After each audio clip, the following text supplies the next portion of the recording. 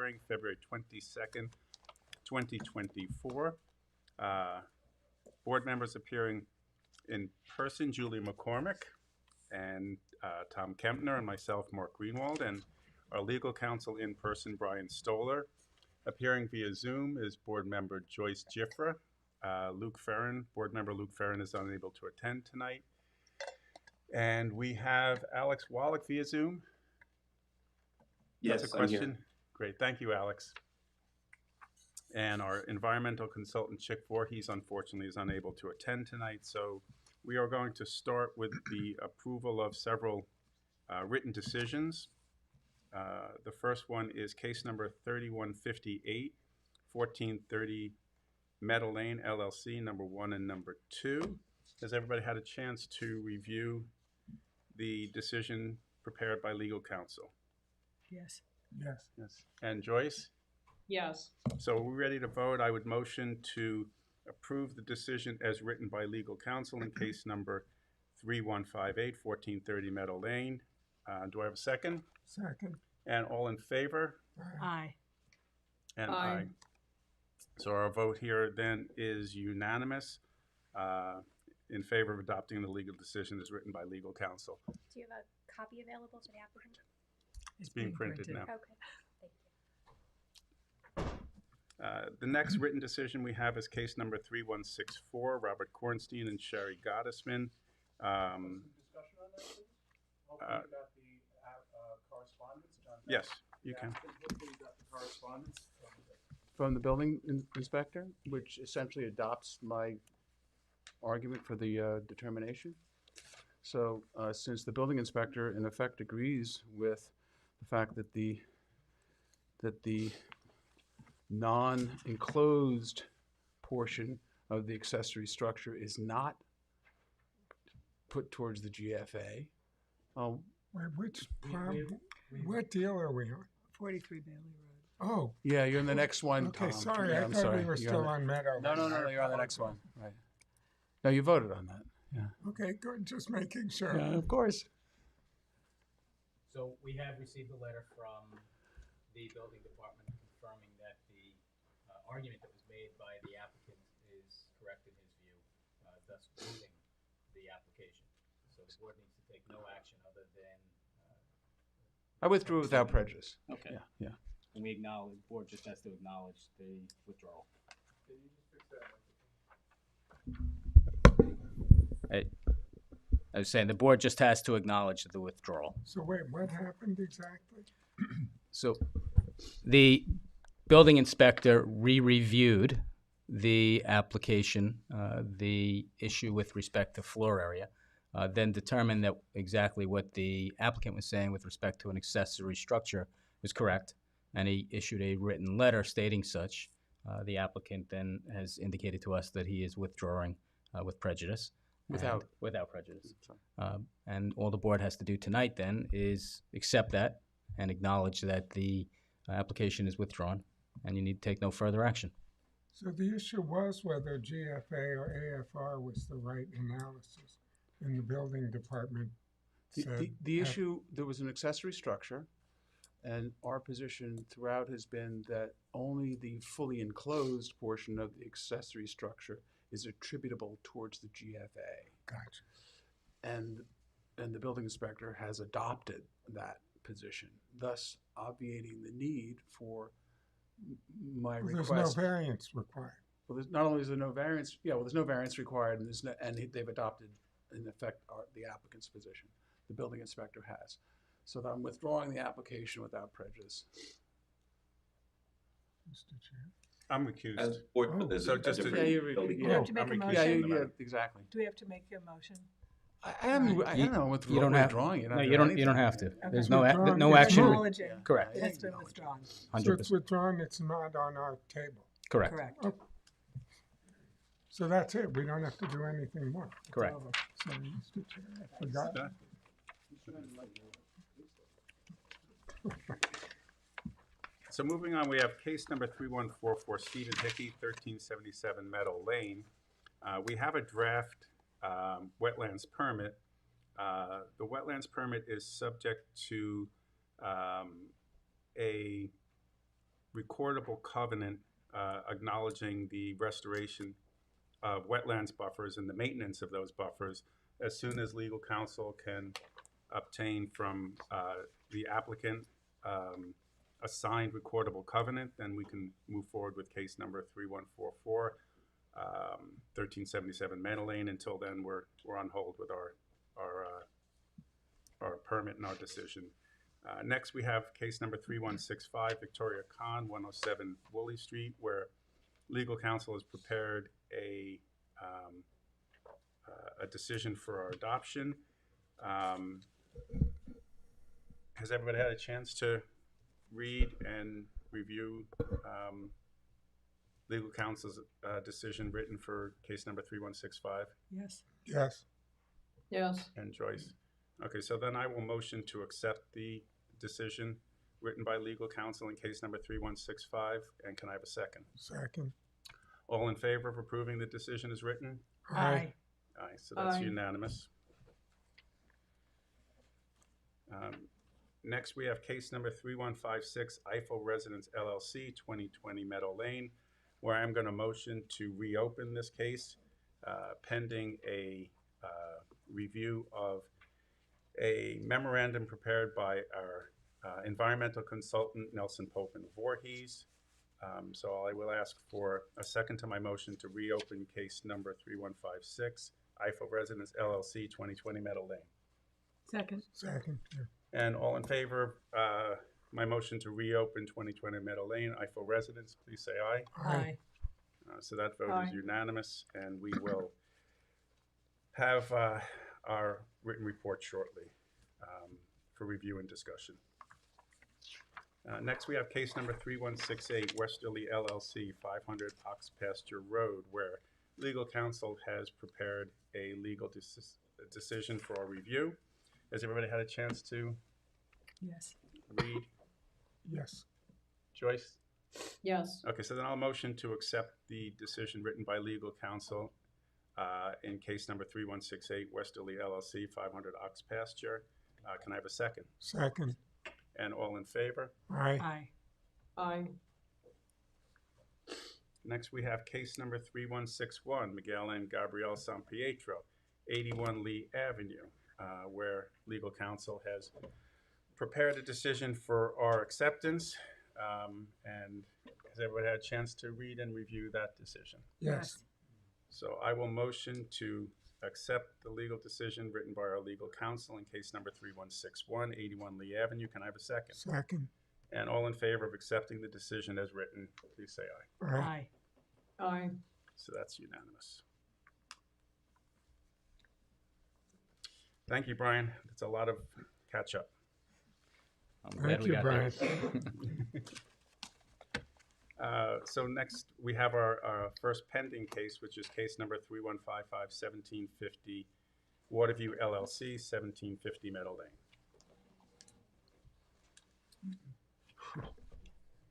Good evening, Richard Warren from InterScience here on behalf of the applicant. I'm here with John Bennett and Reed, my associate Shannon Corcoran, and also we have Ian Handback from LaGuardia and Michael Lamont from Stell Architects here.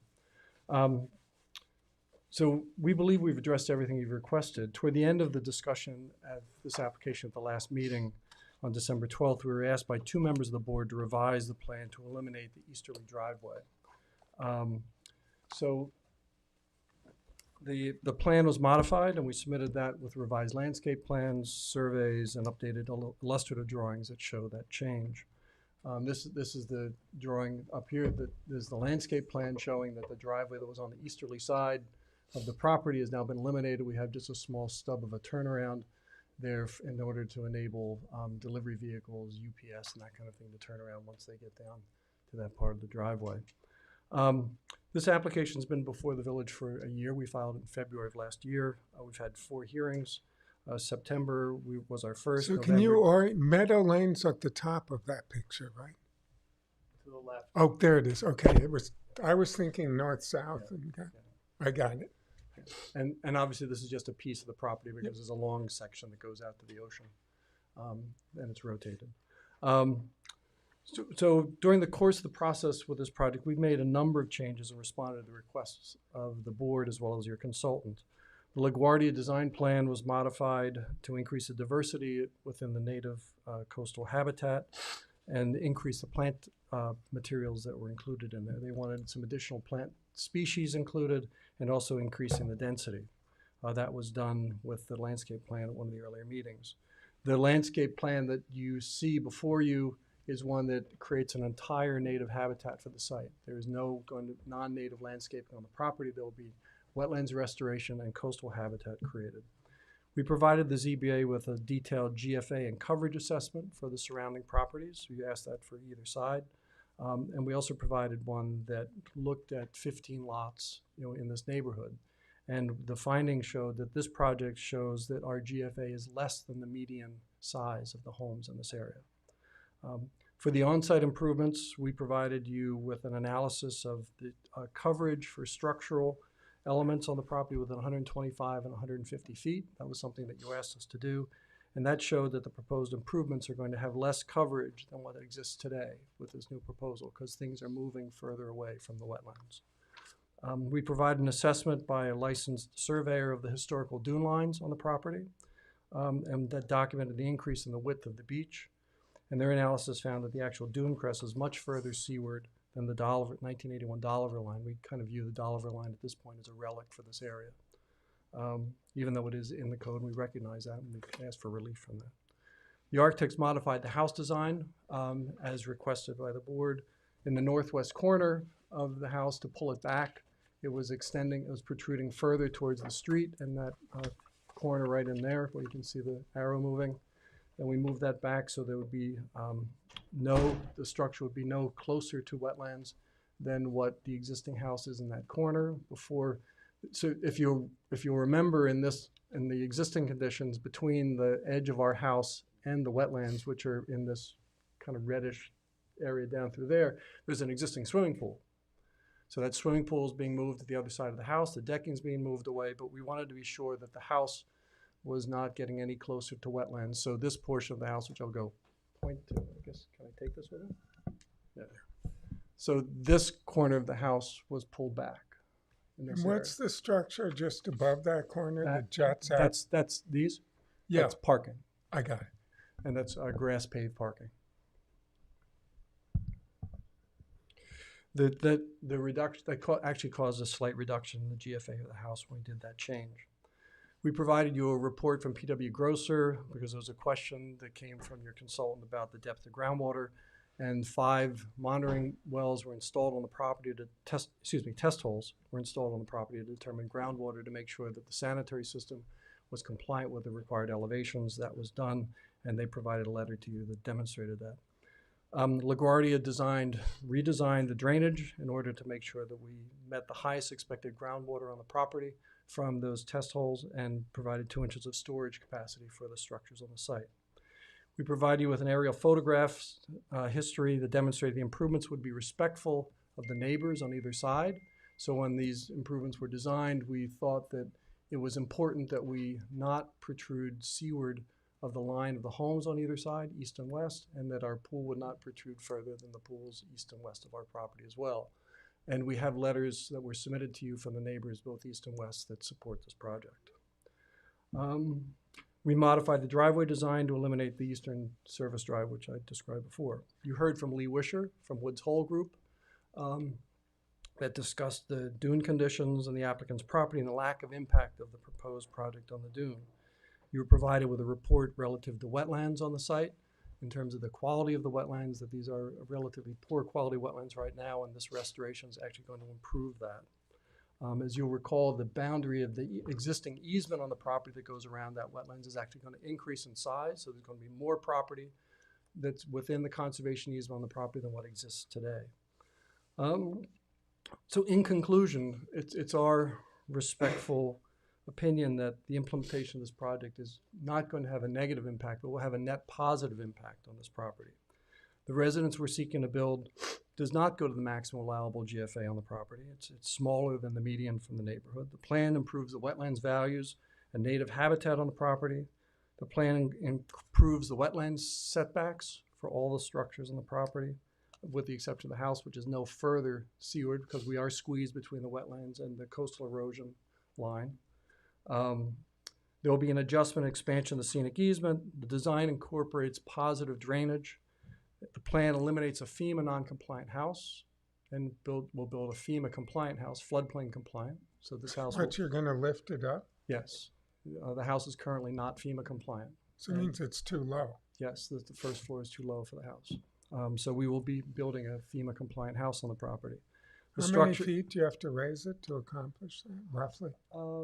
it's only a couple of feet. Oh, so it's pretty high over. Yes, but we will meet the height requirements for the village. So Okay. so we are not asking for any height relief on this. And the structures are positioned behind the coastal erosion hazard line, and they're positioned to be respectful from the neighbors. So I think if And how far is the pool from the Dune Crest line? the Dunecrest line, the Yeah. actual Dunecrest line, No, Dollar the line. one we care about, the Dollar. the Dolliver line, let me just get my.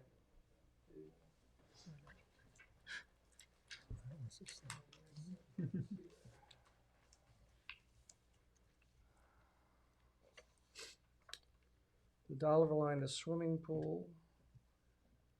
From the Dolliver line is, do I have this right, 45 feet? But it's actually 334 feet from the actual Dunecrest line. The existing swimming pool is 160 feet from the Dolliver line, but we're moving it to get it further away from the wetlands. Oh, yeah, you're moving it from the side. Yes.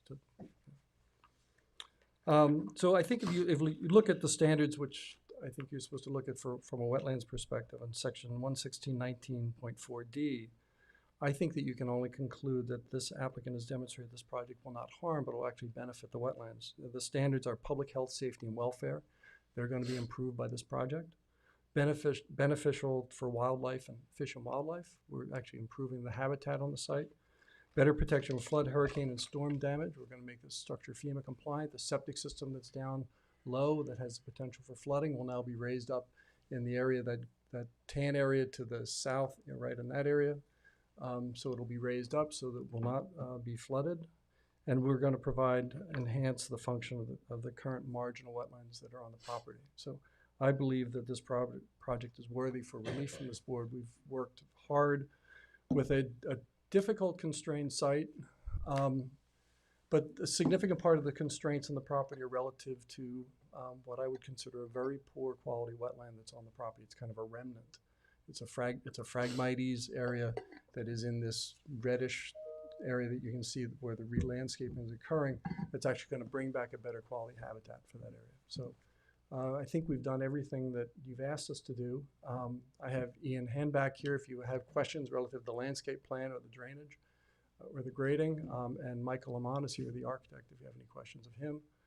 Otherwise, I'll turn it over to John Bennett for any kind of closing. Now, we're going to have a report from our environmental consultant. We appreciate everything you're saying, respect your work. We are going to leave this open pending receipt from Nelson Pope and Voorhees, who's preparing their own written report with respect to many of the factors that you've referenced. But okay, I understand that. It's this stuff has been in for a while. We've been before this board for a year, and we had hoped that we would see a report before this meeting. I know he couldn't be here. He's off on a family trip or something. I think we got an email from him today. He's off skiing or something, but I'd hoped that there would have been a report so we could have at least responded to that to keep it moving, because this has been a year that we've been at this, and we had hoped that we could have been able to close it, but you'll do whatever you need to do. yeah, and it's not it's not a simple request. I believe there are 19 requests for relief. So we're doing everything we can. We do need, you've had plenty of time even prior to your first presentation to prepare your presentation, study the site, and then we need to frankly start from that point. So yes, I don't think it's been But we've responded to everything that he has requested. as of this point. That may or may not be true, but that's what we're looking at in his report. Well, we believe it's true because we got the prior memos and we've responded to everything that he's asked for. So we'll wait to do what we have to do. We just hope that you would consider favorably the benefits of this project. And while it may have 19 variances, I think you have to take a look at the kind of the scope of this project, of what it really is, and don't get lost in the bean counting of the numbers, because I think that can happen when you see, oh, well, the drainage is this distance, or the parking is this distance, or the house is this distance, but you have to look at the totality of what this project is, which FEMA compliance, wetlands habitat protection, no more landscaping on this property, so we're moving things away, and we're asking for some relief from the Dolliver line, where the Dolliver line, as we presented to you with a fairly extensive presentation back in one of the other meetings, is really a relic in this area. Really, and it's, in one sense, it's also unfair, because there's a large portion of this village that does not have a Dolliver line. 60% We of the may or village. may not agree with your comments about the Dolliver line. We as a board feel like that is not something, we can change. If you believe that the Dolliver line is a relic, if you believe that it is somehow environmental irrelevant, then please make that presentation to the Board of Trustees, that there's a zoning code provision that you think, is a relic and no longer important for the zoning board to consider. But the zoning board does need to look at the laws as they appear on the books. I understand that, but one of the things that we're here for is the relief, and I think relief should be based upon facts, and Dunecrest lines are something that are important, and the conditions in this particular area of the beach have changed dramatically since the 1981 Dolliver line, which is what we presented to you. And we think that that's one of the reasons that we think that it's fair for you to consider the relief that we've been asking for. And not just get lost in the black and white letters of what's there, but I think you have to look at the actual site conditions, you have to look at the application and the materials that have been presented. So I'll turn it over to Mr. Bennett. John Bennett, I the just want to note that not all of the requests pending are for variance relief. Some of them are wetlands special permits, which is not a form of relief. That's Alex Waller. That's Oh, Alex. yeah, no. Well, just a couple of comments. Well, I actually have a few comments, and I'll provide other copies of these variances for the benefit of new council. But the Zoning Board of Appeals has a long history when it comes to the Dolliver line, realizing that the line is a vestige. There's actually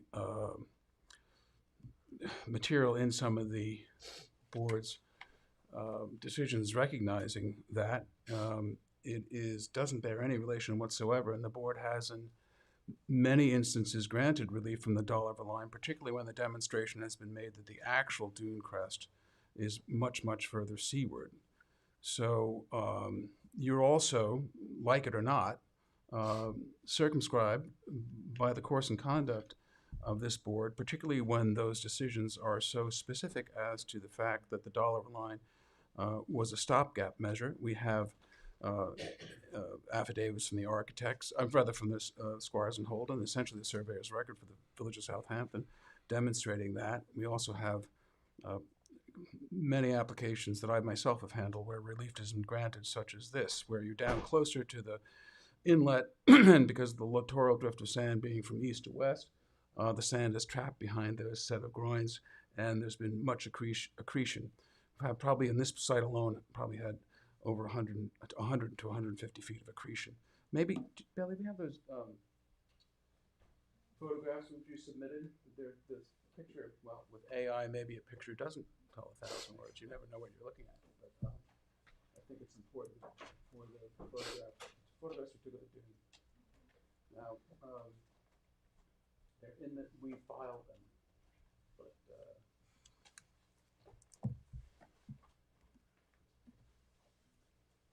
bear with me. Excuse me? Excuse me?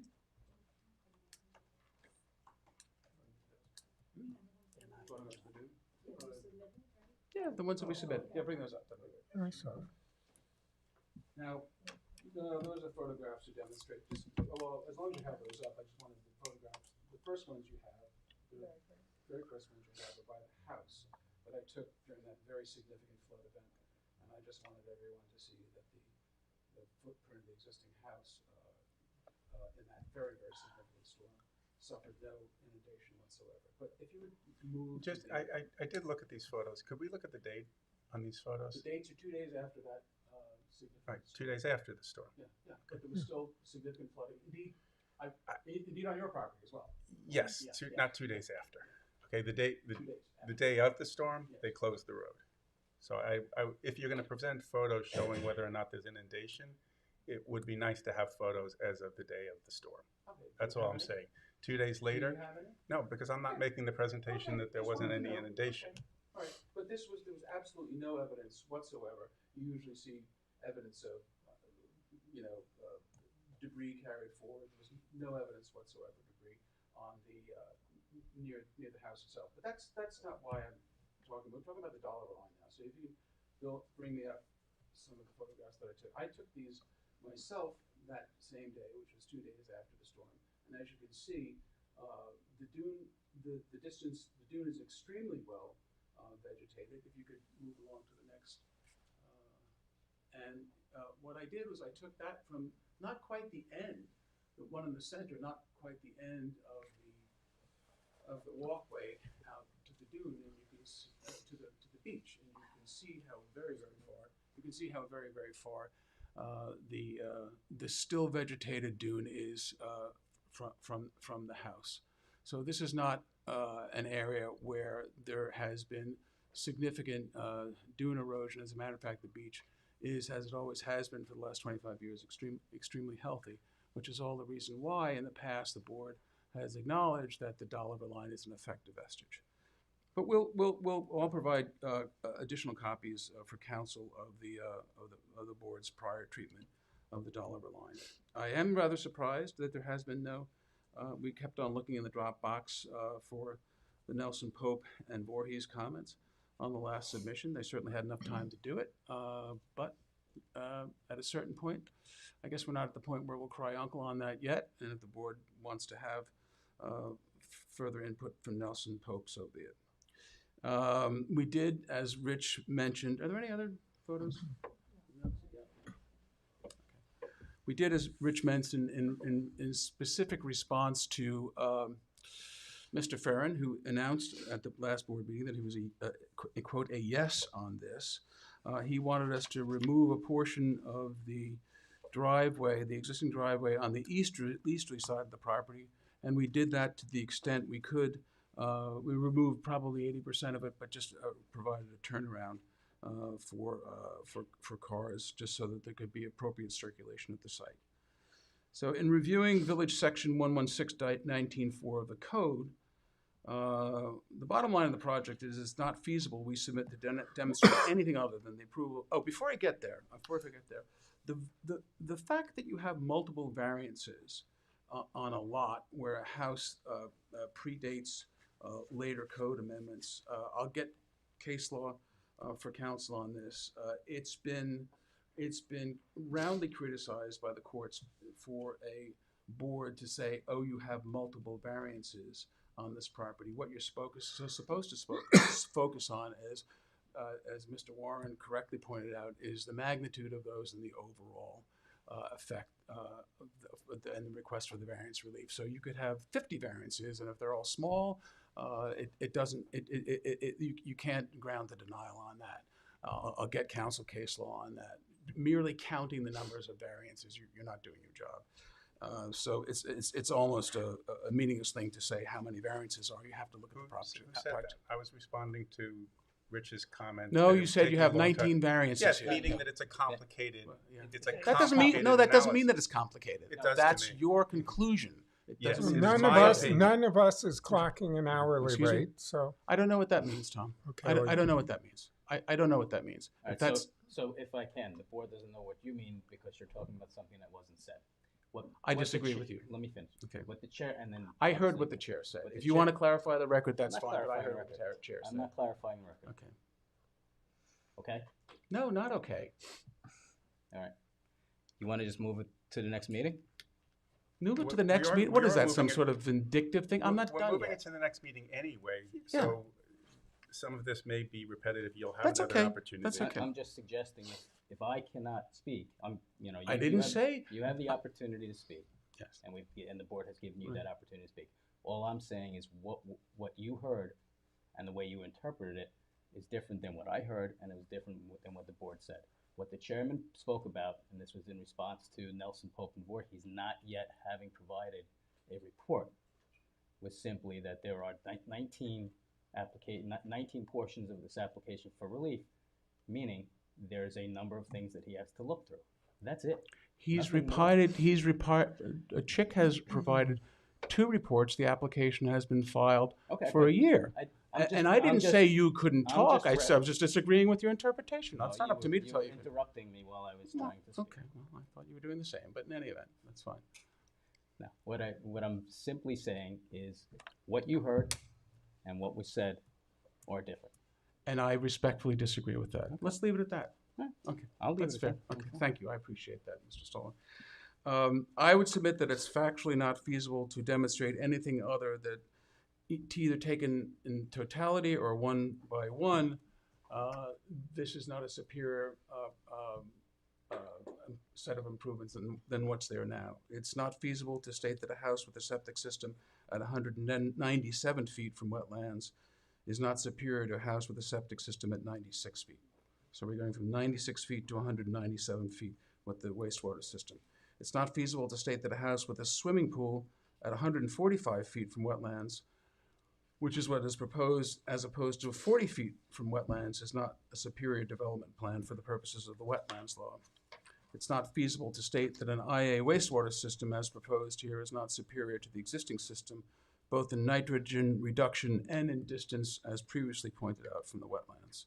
It's not feasible to state that additional plantings, restoration, and expansion of the easement is not superior in quality and percentages to existing plantings on the existing properties. It's not feasible to say, pursuant to the village code, how a FEMA-compliant home is not superior to a non-compliant FEMA house. And indeed, if you look at section 19.1, amongst the issues that you have to look at are not only public safety, as it relates to the FEMA issue, but flood, hurricane, and storm damage protection.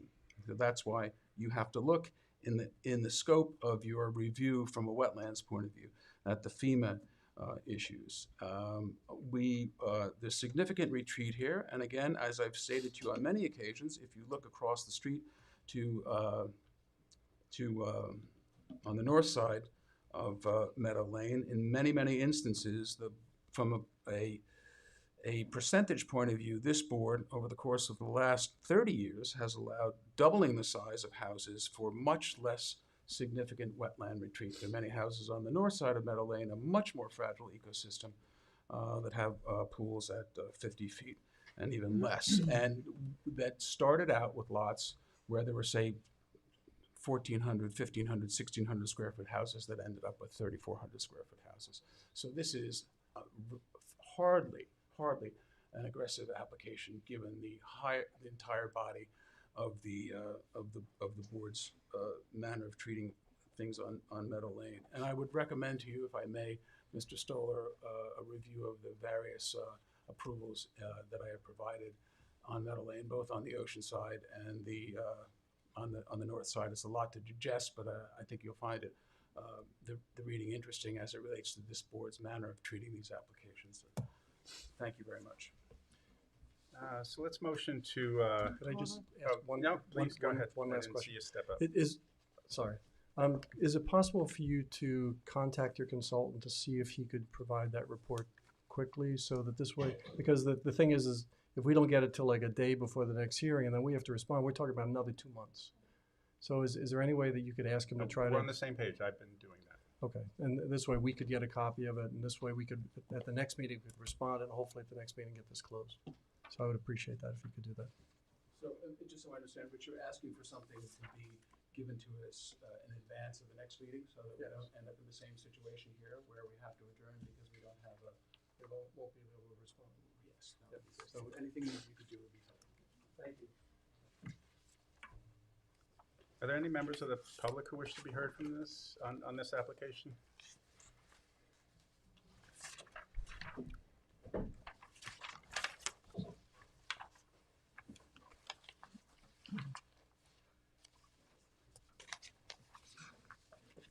Okay, so I'll motion in case number 3155, 1750 Waterview LLC, 1750 Meadow Lane, to adjourn this application for all purposes. Can I have a second? Second.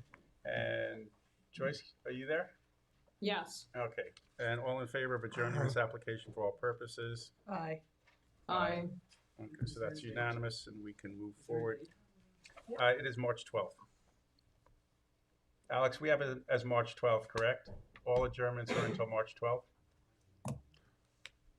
Yes, that'll be the next time that the board meets, Tuesday, March 12th. Thank you. So next we have case number 3151. So- What's the meeting after that? Mr. Warren, Mr. Warren and I are looking for. We don't know yet, so we will let you know as soon as we know. Will it be a meeting, will it be in March? No. So do you, Will Right. will it be a Zoom meeting as well? we don't know yet. So you're not, we're not, Well, I'm trying to. March 12th, whatever you can write us and let us know. But the next public hearing is March 12th. And you So don't is- know whether or not there'll be a Zoom meeting? Is when you ask that, are you asking if the March 12th meeting will have Will Zoom allow- capability? Yes, Oh. Yes. yes. Oh, Yes. I'm sorry. I Yeah. thought, yeah, of course. Thank you, thank you, Mr. Stone. So we'll keep it on for March 12th. We're next up is case number 3151, Alexander D. Pisa, 213 Windmill Lane.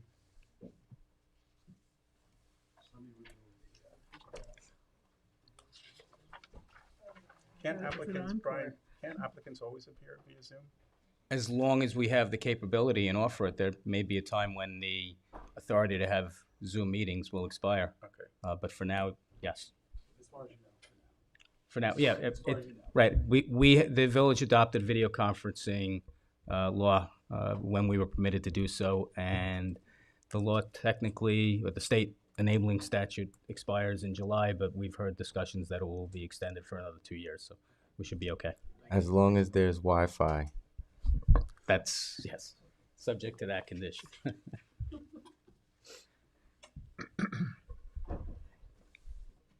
evening for the members of the board.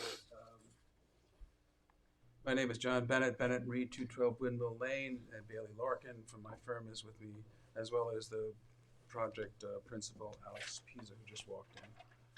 We listened very carefully to the board's comments at the last public hearing on this application, and by correspondence dated January 6, 2024, we submitted amended architectural plans and the updated site plan. Kelly, can you just put those out there? I'll probably be referring to them, but hopefully the board has them in their file as well. So the amended plans do not amend the request for relief before this board. The dimensional setback relief requested remains the same, but Mr. Pisa has modified the proposed residence to reduce the total gross floor area as proposed by approximately 416 square feet. And from a proportionality point of view, this is a significant reduction. The initial plan submitted with the board proposed construction of a residence, a single-family residence with a gross floor area of 2,838 square feet. The amended plans now propose construction of a home with a gross floor area of 2,422 square feet. I met with Mr. Pisa specifically as a result of Mr. Ferran's request to try to view this house as a house that, even though it's in the OD district, could there be some sort of proportionality as if it were in a residential district. Now, one of the things that's nice about having a residential house, which is specifically a residence in the OD district, which, as the board knows, is specifically allowed upon special exception approval, although this one exists as a two-family, is that those GFA requirements are not there. But trying to be sympathetic to Mr. Ferran's concerns, we did go back and take a look at that. And again, remember, this is the overall gross floor area will increase only 384 square feet from what presently exists on the property. And we're reducing the density from a two-family residence to a single-family home. It's a very modest request. Again, although the house is located in the office district zone, and therefore no gross area regulations apply, we did listen to Luke's request. So the proposed new home comes within 96 square feet of this, as if taking into account the entire amount of the property, including the right-of-way. And we'll talk a little bit about inclusion of the right of, bless you, inclusion and not inclusion of the right of way a little bit later. So we did do that, take that into account, and did, from a proportionality view, reduce the size of this proposed single-family residence greatly. In addition, to address concerns raised by the neighbors, even though the building department confirmed that the number of parking spaces comply, as originally composed with the village code requirements, a fourth parking space has been added. We've altered the plan such that new construction will be located within the footprint of the existing home, and any further expansion has been located in an area which would be conforming with respect to setbacks if the setbacks are taken from the property lines. The subject property is a pre-existing non-conforming lot that has a 20-foot wide access easement along the southerly property line. The easement serves as access to 4 residentially developed parcels. The applicant, bless you, the applicant is the owner of the entirety of tax parcel 9045130. And a copy of the deed was included in the application package, which includes the access easement. The parcel runs beyond the southerly limit of the asphalt surface, as you can see. We did talk about this because the question becomes whether or not the setback line should be taken from the south, which is the southerly border, or this right-of-way that goes through the property. Now, it's interesting, bless you, it's interesting that this, this is not, from a tax map point of view, a private road. It doesn't have its own separate tax map. Some of the private roads, most of the private roads that you see on the street, they have their own separate tax map, such as the one off of Halsey Street. But this is not the same. This is not the same situation. And here, the specifically defined easement provides residents access, but it remains part of the parcel. The access easement is not shown on any subdivision map. It's not part of any town map. It's not village map, I should say, excuse me. It's not a public road. It's not improved by or maintained by the public. It's not a private road providing access to any subdivision of land. This is a date when village properties were carved up without reference to subdivision. And again, the access easement does not appear on the Suffolk County tax map that I submitted with a copy of the application. Thus, it's submitted that the northerly limit of the access easement, which does not fall within the definition of the street, should not be utilized as calculated in this question. Does everybody understand that? I think so. Okay, good. I just wanted to make sure. So that, but the fallback position is that the request for relief, even if you take it from the northerly line of the existing right of way, it's consistent with the neighborhood in any event. We did submit, not only by definition alone, but the applicant's interpretation is correct. We enclosed in our application a copy of the survey for the adjacent property to the west, 205B Windmill Lane, wherein a building permit was issued for construction of a proposed swimming pool. The front yard setback was permitted to be measured from the southerly limit of the parcel, not the northerly boundary. So the interpretation that we're urging is consistent with village building department interpretations in the past on this road. Again, that's 205B Windmill Lane, tax map number 904-5-1-29.1. It's in your package where the building department took the setback from the same side of the right-of-way as we are urging, i.e. from the southerly limit of the parcel. So hopefully you'll take a look at that.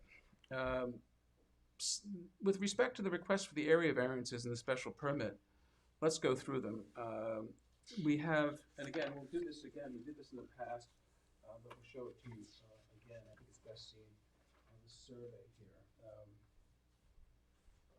We're requesting construction of a new single-family residence at a front yard setback. If you take it from the northerly line of 3.5 feet, but that's actually the existing setback is 3.3 feet.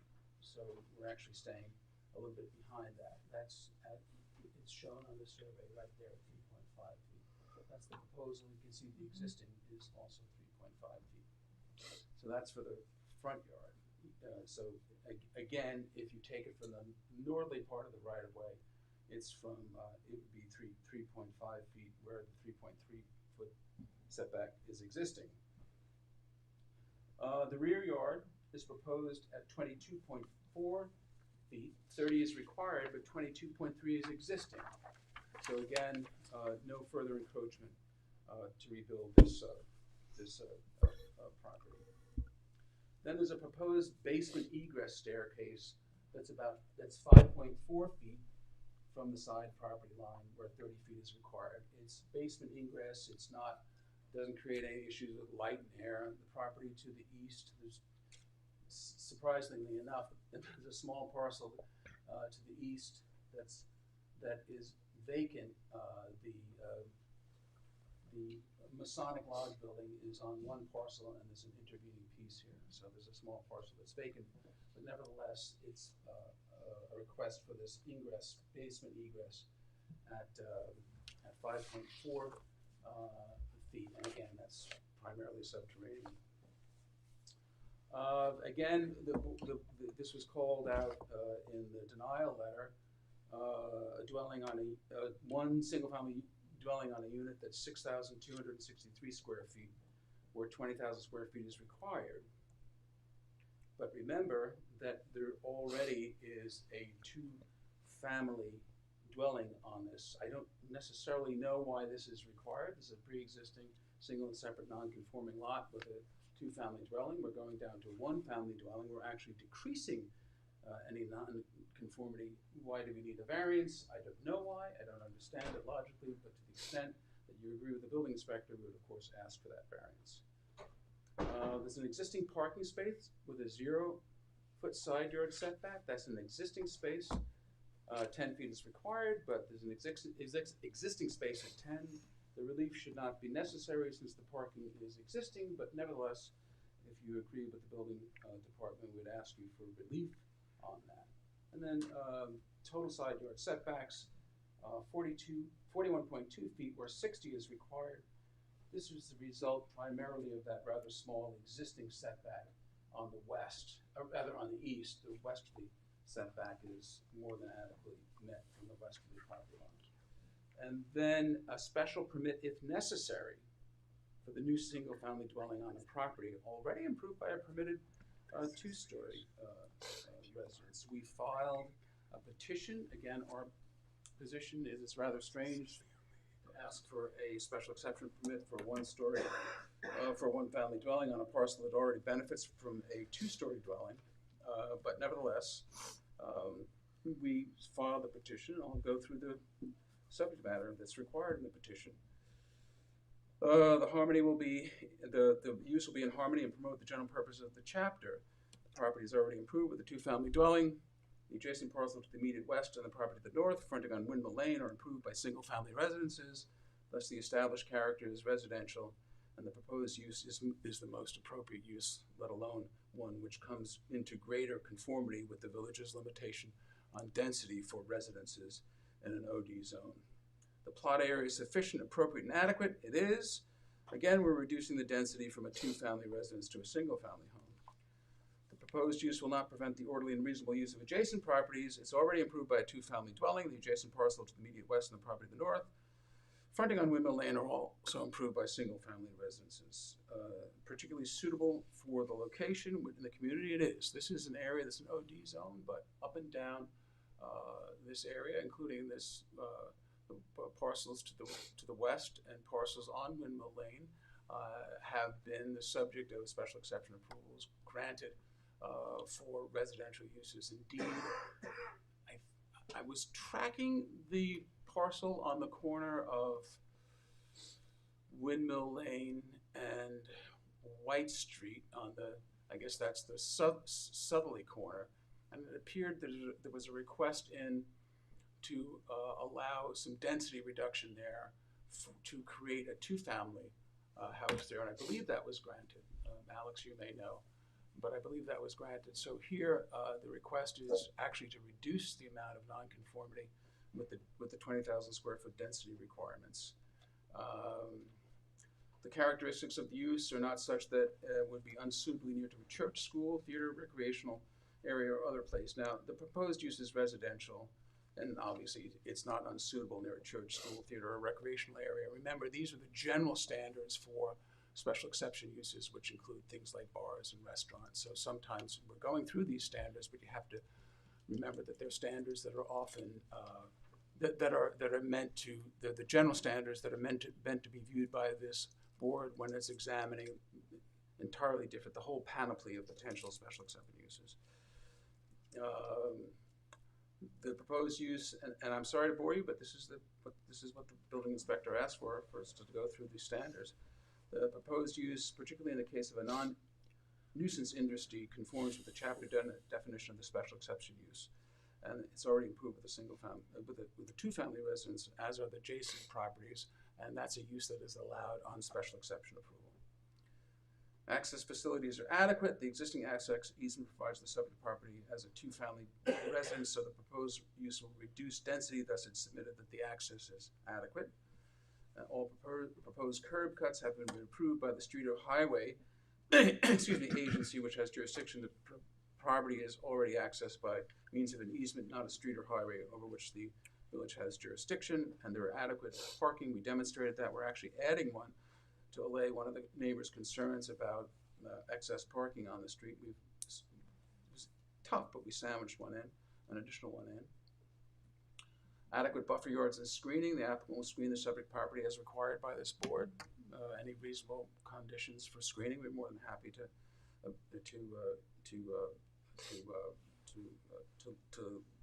abide by, not only for the board's comfort but also for our comfort. Adequate provisions have been made for the collection and disposal of stormwater runoff.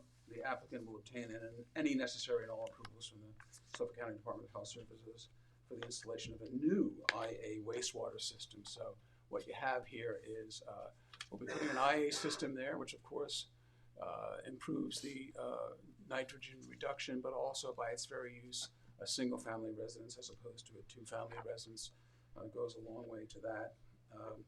Again, running through these rather rote but necessary standards, there's no outdoor sales lot, rental equipment, storage, or display areas, so this is a residence. There's no other special safeguards that are required, and there's no Board of Trustees action required on this. So I think really what you have here is a really sensitive, not only to the neighborhood, but sensitive to the applicant's desires, and also we hope for the neighbor's desires by trying to decrease the amount of density here. We're ready to answer any questions that the board has, and hopefully we'll be able to provide satisfactory answers. Can you please show us where you put the fourth parking space? Yes, it's best seen on the site plan. Oh, there you go. That looks good. Can you put it under the camera so my colleagues can see it? I apologize. No worries. Bless you. Are those like Fiat 500s or are they real cars? That's a good question. Well, they're certainly not Maybachs. Well, I didn't expect them. But they're standard, I don't know, it's hard to say what a standard car is, but yeah, we've been able to put a fourth one in there.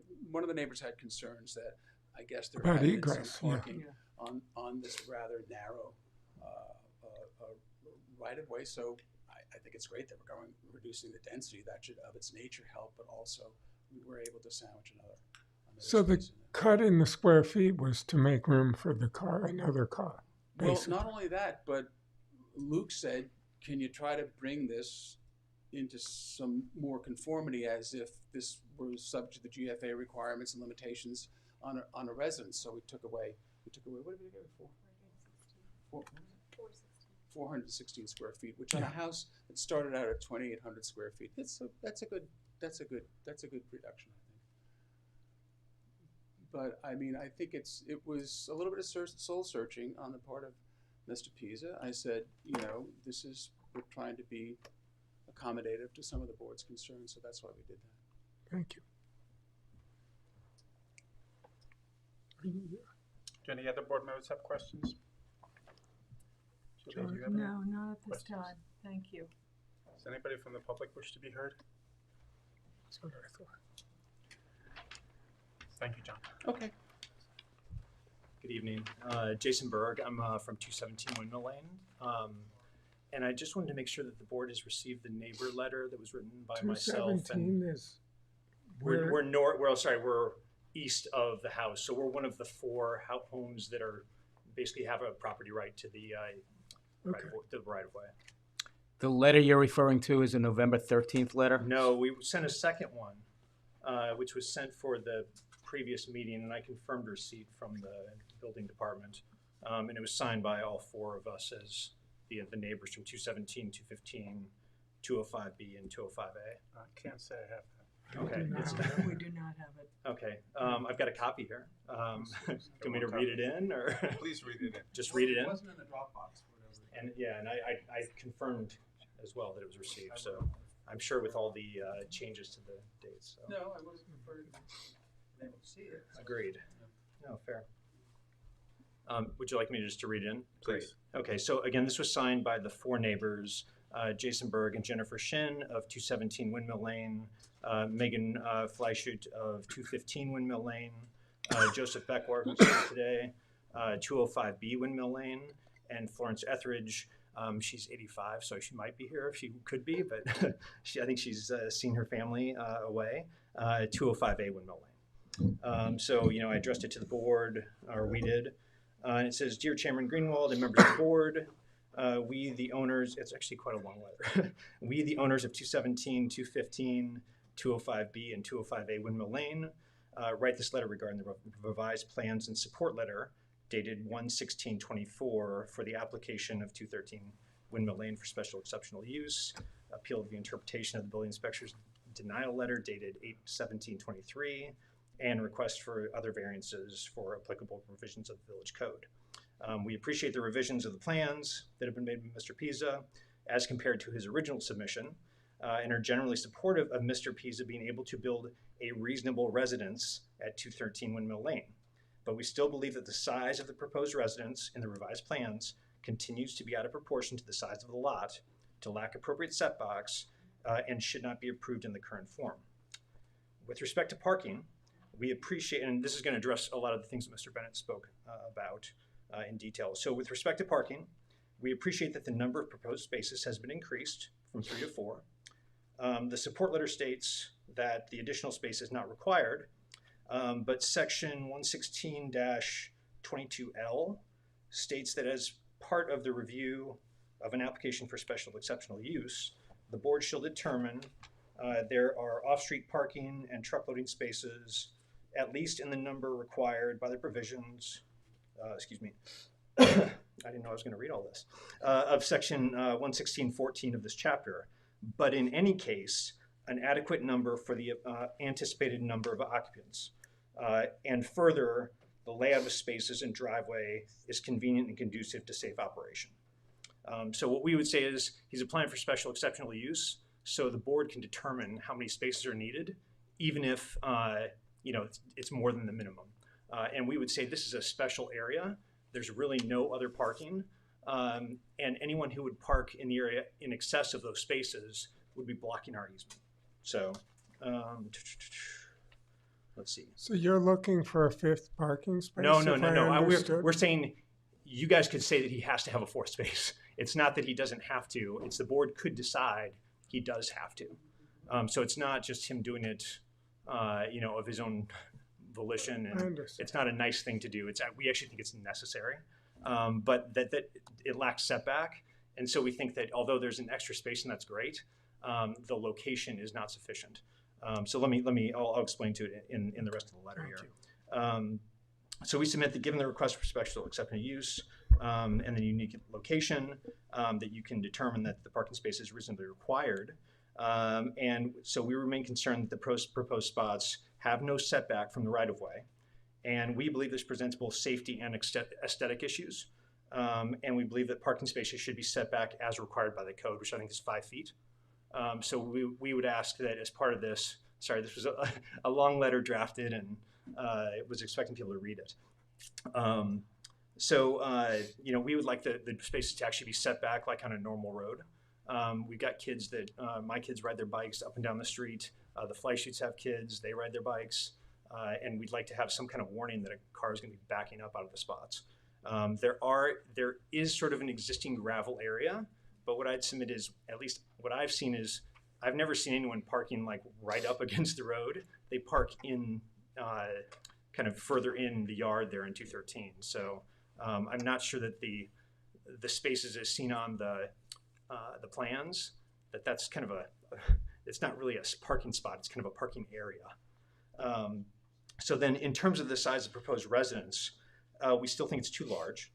So if you guys, I'd ask that you please read the building inspector's interpretation letter of November 29th, which explains this question about lot area and whether this private road should be included or not. And whether it's a right-of-way, I don't know, Mr. Bennett referred to it as right-of-way, whether it's a right-of-way or a private road, we think the code is actually very clear in my mind that all of those would be excluded from lot area for any definitions when it applies to either lot coverage or GFA. And in addition, that the setbacks would not be measured from the kind of far side of the right-of-way, but from the side nearest to the lot itself. So please, if you haven't yet read the inspector's letter, please read it. So I won't go into the rest of it. I think the inspector is very clear that the private road or right-of-way should be excluded from the lot for all those purposes. So if you exclude it, the issue is that the plans as presented include it, and the building inspector is telling you exclude it. So when you look at these plans, all the setbacks assume that it's included, when in fact the building inspector, and at least my reading, again, I'm not a lawyer, I've not practiced, but I think the plain language of it is such that you would exclude it. Let's see. So we think the way they've calculated lot coverage and GFA is incorrect. So you should use 6263 instead of 8263 for the lot area. So that's basically 2,000 square feet less, which is the area of the easement. And so that yields an allowable lot coverage of 1566 rather than the 2066 that appears on the plans. So that's about 185 square feet less than the 1751 square feet of lot coverage that's shown on the current plans. So you look at the plans and you say, oh, well, it's not that bad. But then when you actually do the calculation excluding, you're like, no, actually, this is a lot more than it should be. So then also it said the support letter says the gross floor area is 2326 if it was in a residential district, but the allowable GFA is actually 2127 if you use the lot area excluding the right-of-way. So then that would exceed the allowable in a residential district by 295 square feet, not the 96 square feet that's in Mr. Bennett's letter. So we think it should be more in line with what we think is actually the code, not what's in the plans and the support letter. With respect to setbacks of the residents, the revised plans and the survey basically show principal setbacks that are measured from across the right-of-way. This has the effect of making the additional encroachment of the house appear small, but actually I don't know if we can bring up the plans again, but basically the blue square that's shown in the plans that's sort of... Alex, do you have access to plans that we can take a look at? We can use Mr. Bennett's again, can't we? I'm sorry, I don't have the ability to pull that up at the moment. Can we just see the ones that were there? Are we able to look at the plans, Mr. Bennett? Mr. Bennett had some very nice On plans. the plans, there's that blue square that shows... I'm not here to help you. Well, then it's going to take us longer to decide. Don't worry about it. I can envision it perfectly. So if you look, there's a blue square in the center of the plans. That's presented as the allowable area where you're allowed to build. But in fact, if you are measuring from the beginning of the right-of-way, which we think is the way you would interpret the code, then that's actually not that. You would need a variance to build in that square.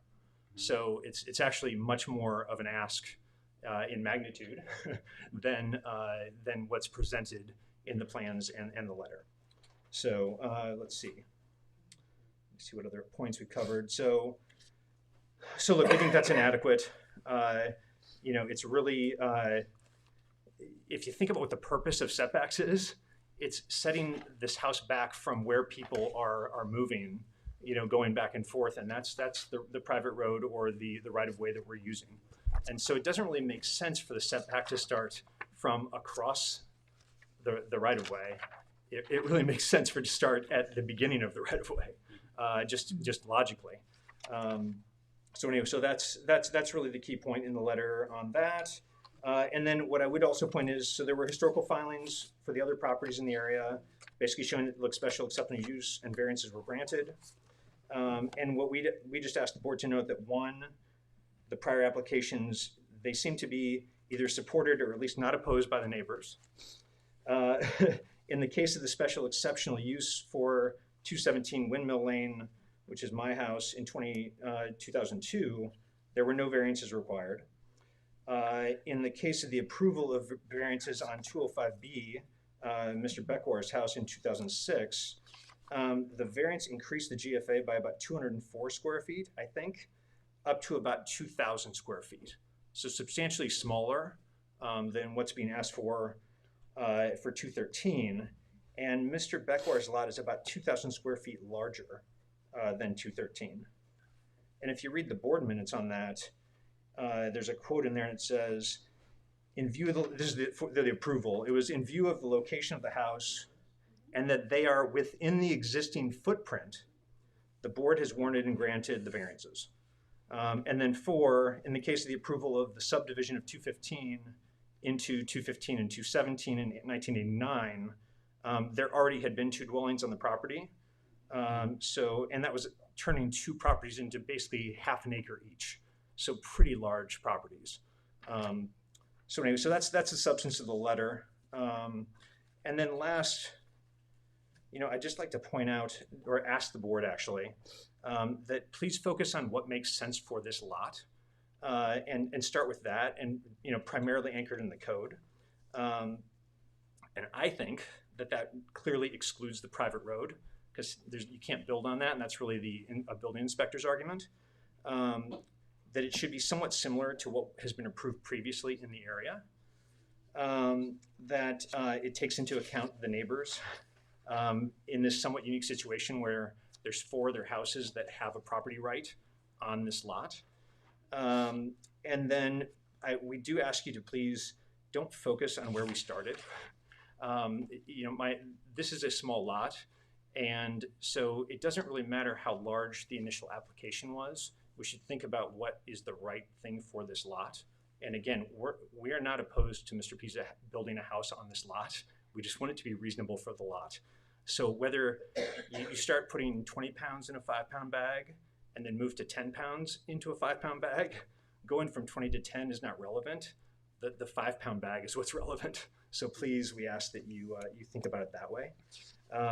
And then lastly, if plans are eventually approved, which we hope eventually some plans will be approved for this lot, we ask that there is some kind of plan for limiting impact to construction.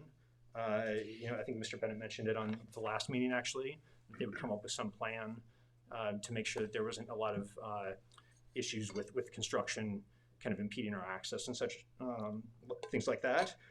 And actually, the day that Mr. Pisa's pool construction started, which was actually the day of this last meeting, my water meter vault was destroyed by some heavy equipment, and it's still currently covered by kind of a wooden circle. So I just asked that there be some way to make sure we mitigate impacts of construction. So sorry that was so long-winded. I was thinking I was just going to write most of that, and I appreciate your time. Thank you. Can you submit a copy of the letter? Absolutely. Can I just submit it now? If you could give it to Brian, that would be great. Great. And it is signed by all 4 neighbors. Thank you. Alex, And I apologize, Mr. Bennett. Alex, can you hear me okay? Yes. What, as far as our village planner goes and guidance, there's been mention of a vacant parcel along this route to the east, apparently.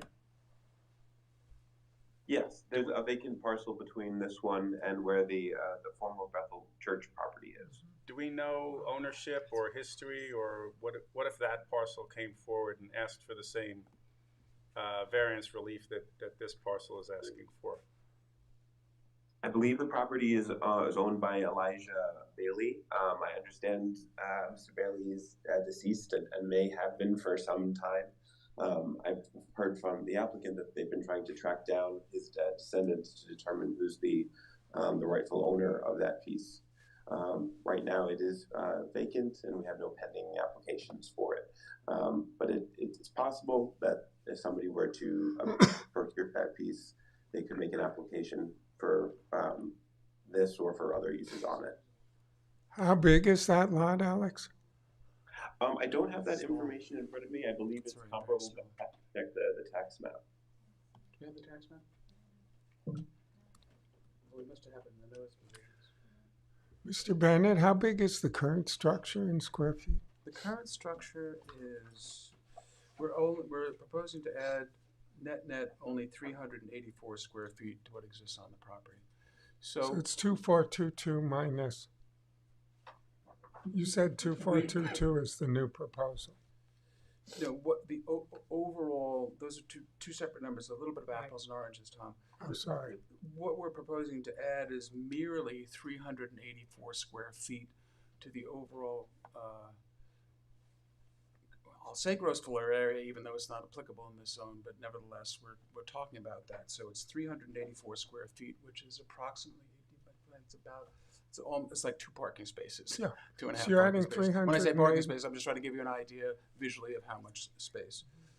No, I get that, but But what's the actual over- square footage of the proposed house now? Who's asking that? that's Joyce. Joyce. Oh, hi, Joyce. Joyce. How are you? The overall gross floor area will increase from 2,038 to 2,422. In a zone that has no GFA limitations. And again, we've tried to, the OD doesn't have any, there's no GFA limitations. Because it's an office district. Yes, office district, I'm sorry. It doesn't have any. Does it have height restrictions? Yeah, but we're not asking for any height relief. And in any event, some of these comments may be pertinent if you were dealing with a tabula rasa, if you were dealing with a vacant parcel, but it's not.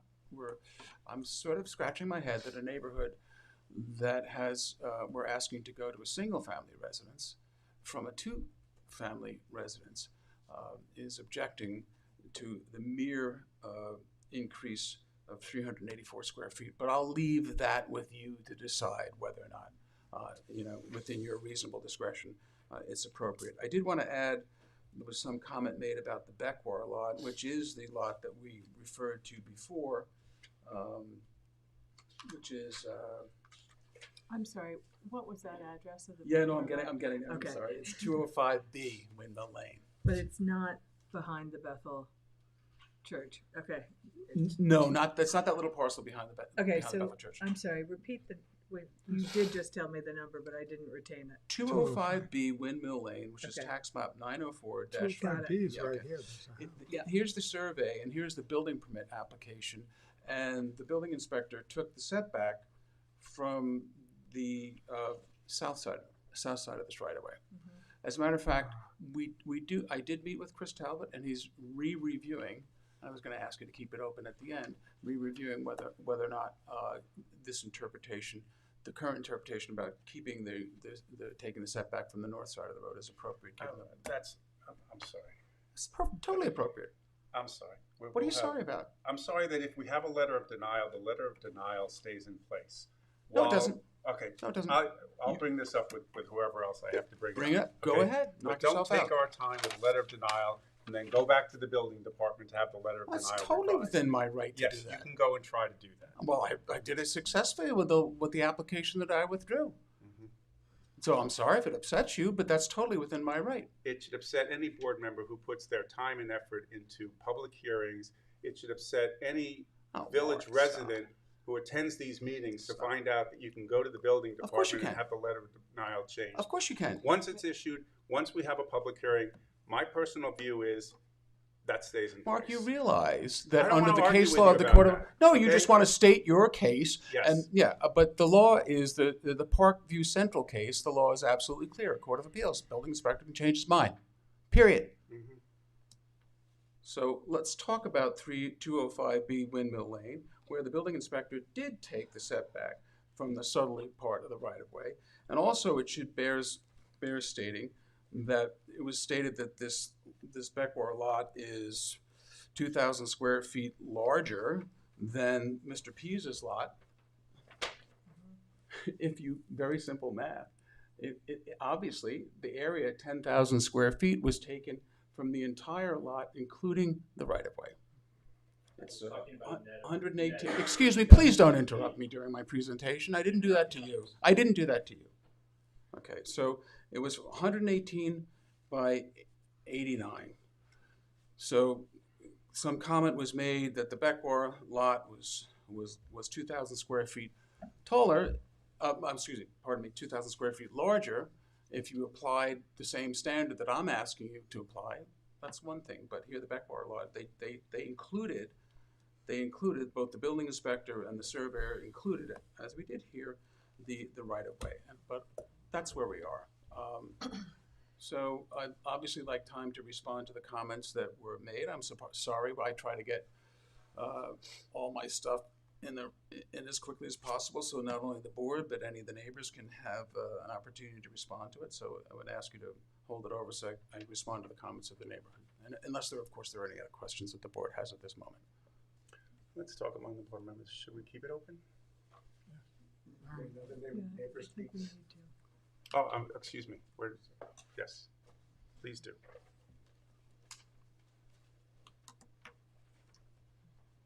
Good evening. Thank you for your time and effort in considering this application over the great amount of time that the board has devoted to it already. My name is Michael Johnke. I am a neighbor that did not sign that letter. I was not even asked to sign that letter. I am co-owner of 205B Windmill Lane, the one property that immediately adjoins the subject property. I fully support everything that Mr. Pisa is doing. I fully respect the manner in which he has approached all objections in downsizing his ask to this board, in including an additional parking space, even though, with all due respect, I don't think he should have had to do that, but it's kind of moot in terms of objecting to whether he had to or not, because he didn't. He addressed the board's concern, he addressed the neighbor's concern. Now, even that's not good enough to the neighbors who, again, didn't ask me my opinion. They want to object to whether the parking spaces are set back far enough. Basically, the parking spaces are at the exact same spot that the parking spaces for 205B start.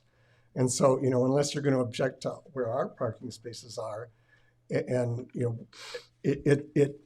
it really doesn't make sense. He's addressed the concern about the parking spot, and he shouldn't be required to further take into account setbacks for those parking spots. As for the whether to include the road across from us, both the survey for 205B includes that as part of our parcel, and the survey, I think, for Mr. Pisa's property does as well.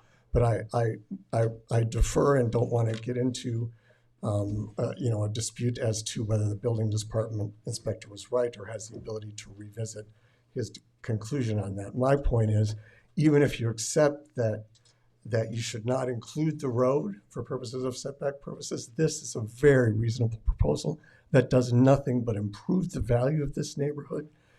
It takes it from a two-family residence to a single-family residence to reduce density. The concerns that have been raised in the past, and I'm sorry I wasn't here for prior meetings to address these at the time, as to difficulties navigating the road if somebody's parking on the road. I lived in this house, 205B, for many years and had zero difficulty getting up and down the road, even if the landscaper was parked on the road. There's plenty of room to get by. And this is a situation with a single-family residence that's being beautifully done that improves the value of the neighborhood. The neighbor's objections are to the perception of this neighbor who fully supports the application and thinks it's going to be something that enhances the value of every property in the neighborhood and does well for the village overall in reducing density, that it should be supported. Thank you very much for your time. Thank you, sir. Thank you, sir. Of course. So just to clarify, the size of the 205B, that it, whether or if you put it on an apples to apples basis, so if you include the road in both, 205B is 2,000 square feet larger, and if you exclude them, if you exclude it for both, it's 2,000 square feet larger. So it's not. I'm not trying to do apples and oranges with the board. So I just wanted to make sure that was very clear. I respect Mr. Jenke has his opinion. I have not seen him in a while, so I think, you know, at least to the people, I apologize that I didn't solicit his opinion, but I hadn't seen him in a while, so I probably would have if I had thought I would have, so apologies for that.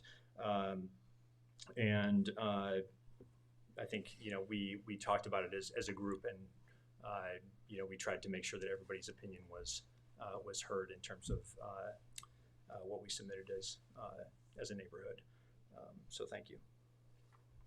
Thank you, Mr. Burke. And again, I do please ask that you read the inspector's letter, because I think it's very clear in terms of interpreting the code, in terms of the definition of lot area and lot coverage, and that right of way, private road, street, they should all be treated the same.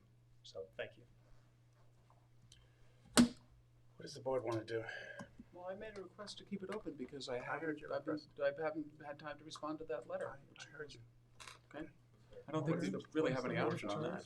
Between keeping it open, what's the other It's up to choice? the other is to close for all purposes, because there's nothing You that can't close for all purposes when somebody Wait, comes John, in with a two-page can I letter, talk to my three-page board members letter. and my legal counsel? Well, you're- Please sit down. You're about to do something Okay, please per sit down. se arbitrary. Please You're sit pushing the down. board to do something per se Okay, arbitrary. please sit down. That's not appropriate. What are our options right now? Well, there are some things that I need to see that I would ask that it stay open in any event. But in terms of the request, this is a request to respond to a submission tonight. It's certainly reasonable for the board to consider that and extend the time, adjourn this to the next meeting so that the applicant does have an opportunity. Since it was submitted tonight, and typically you allow for correspondence at least to be submitted in advance. Of course, if it was testimony, it may be a little different, but more likely not if it was substantive testimony as opposed to just general opposition. And this seems to be somewhat substantive. So I would think that it's probably a safer bet to take it as such, as a needing to address this on as a reasonable request to address comments that were submitted by another interested party. So it would be my recommendation that you do move it to the next meeting. So what we're doing is leaving it open for a response to the written letter that was just submitted tonight? Is that? It was submitted before the prior meeting by email, so. I agree. We understand. You can keep it open for that sole purpose, close it subject to, or keep it open to give the applicant the opportunity to provide testimony if necessary or additional information if necessary. Okay, just canvassing the board on what they want to do.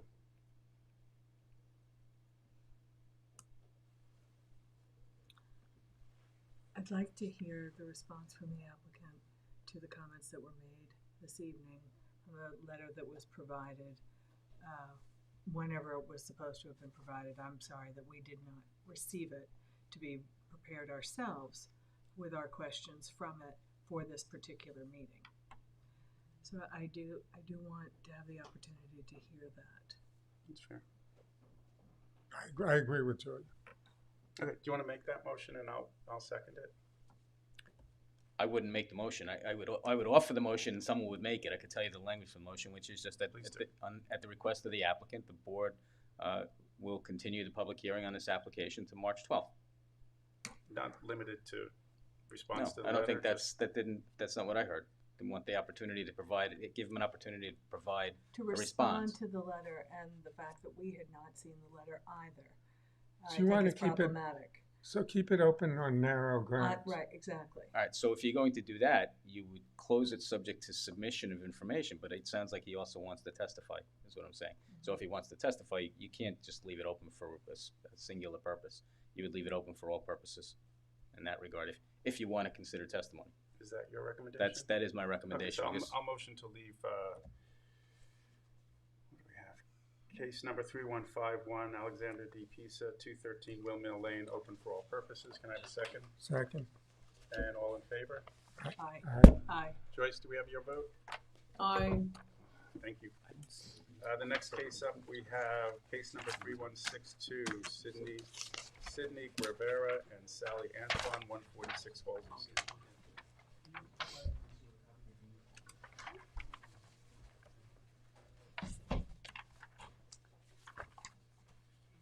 Good evening. You've been on all night, John. Excuse me. You've been on all night. I'm trying. My record here, just so the board is aware, many years ago, there was a board meeting that went till 4 to 4 in the morning. We quickly adjourned to barristers for the last drink. That will not happen tonight. In any event, Billy, could you just help me with this survey? That would be helpful. The applicants seek approval to construct additions. This is primarily about the pool. The applicant seeks approval to construct additions to an existing non-conforming residence. The only relief we needed on the residence is 88.6 square feet. It's a fill-in, and it's an infill, and it didn't seem that the board had any issues with that at the last meeting. Just this little infill right here, a little portion of it, about 96 square feet to square off, needed some relief, and I didn't hear any objections to that. It's about as de minimis of a variance as you can get, and I saw a lot of nodding heads, so hopefully there's not an issue with that. So since we were last here, amended denial was issued by the building inspector, confirming that there was no side yard setback relief was required for the basement entrance, because it projects into the side yard, but the proposed but the house maintains the required setback, so that projection into the side yard by about 4 feet by the basement entrance is something that traditionally has been allowed by the building inspector, and he agrees that should be allowed here. The difference on the PISA application was because that entrance, that basement entrance, was coming out of a section of the building that didn't comply with the side yard. Here, there was compliance with the side yard. So I'm sorry, I've lost where you are. Okay. So, the comparison to the last case just I'll blew go it through apart. slowly. I'm so sorry. I apologize. I want to talk about you were talking about the side yard requirement, and are you saying that the building inspector has altered the original application? The building inspector agrees that the basement entrance doesn't require any relief. So from the original application, item number 2 is no longer something that we're being asked to consider? Is that my understanding? That is correct. There was an amended denial dated November 17th of 2023 that TIN had issued that removed that item from the list of relief that was required. So item 2 is off. Correct. Okay. Because the building inspector agrees that there's no relief required for that. Is that because it's a fire and safety egress? It's you walk down to a man door to get into the basement instead of walking down a Velcro door. Got it. You know, and again, for whatever it's worth, the difference between this application is it abuts an exterior wall that conforms with the setback, as opposed to so they'll give you that 4 feet or so of encroachment into the side yard because it's a subterranean thing, and it's sort of similar to a Velcro door, which they've always allowed to encroach into the side yard. The last application, that exterior wall didn't conform to the required setback, so that's why we needed relief for it here. So by terms of comparison. So again, again, you'll correct me if I'm wrong, but that little infill didn't seem to be causing any problem on the house. It was about 88, it's about a little less than the size of half a parking space. But we do have a pool that was proposed.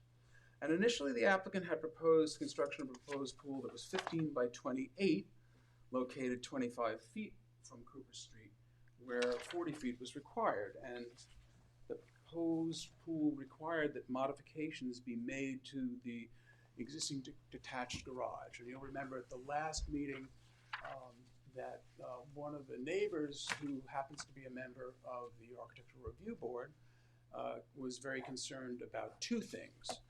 One is Mr. Broadley didn't like the fact that we were going to have to take a notch out of the existing garage. He thought the garage was pleasant as it exists. It's a nice sort of old line, pleasant looking garage. And I went back to the client and he agreed that we would leave the garage intact.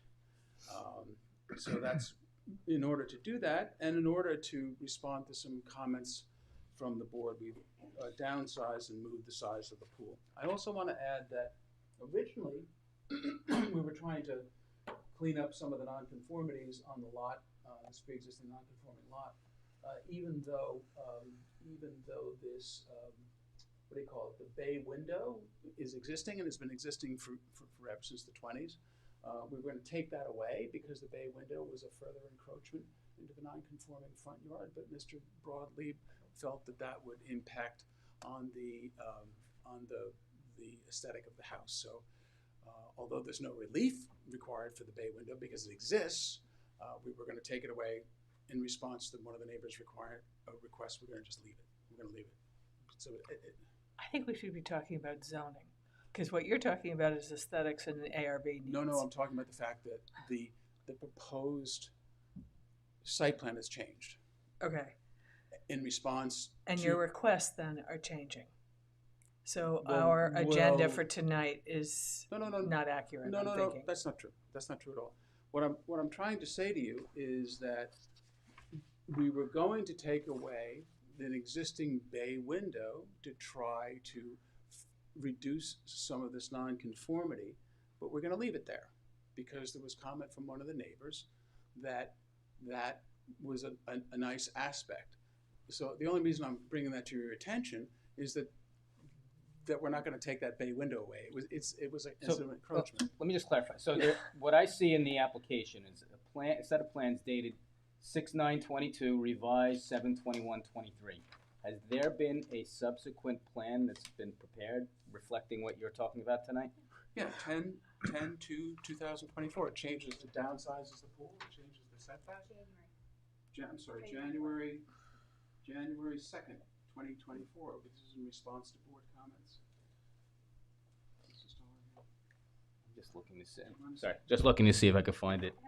I have no copy. We'll give you a hard copy. Does the board have this? The updated plan? I didn't. Did you?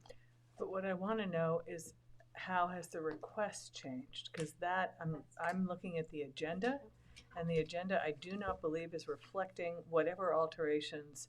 Sure. Just go through that. Is it the same or is it not the same as the agenda for this evening? Well, we started out at 25 feet from Cooper Street, and now we're going to 30. This is really sort of has me scratching my head. Me too. We submitted this survey in response to some of the requests from Mr. Greenwald and from and from Luke to try to make the pool smaller and make it conform more. So I don't understand why the board doesn't have. We're just trying to figure out what's the relief adjustment that we should be making. Right now, our agenda says decrease the minimum front yard setback from 30 feet requires to 21.9 feet from Cooper Street. Is that still the same relief? That's still the same relief. Okay. But number 3 is different. Number 2 is no longer applicable because of that revised denial in November.